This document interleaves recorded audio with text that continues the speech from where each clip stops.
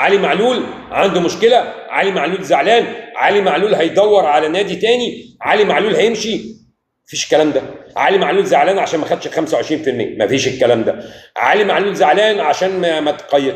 يا جماعه نفس اللي بيقول الكلام ده. طيب علي معلول زعلان انه مش هتقيد وان الناس بتتكلم ان تجيب اللاعب الخامس، ماشي.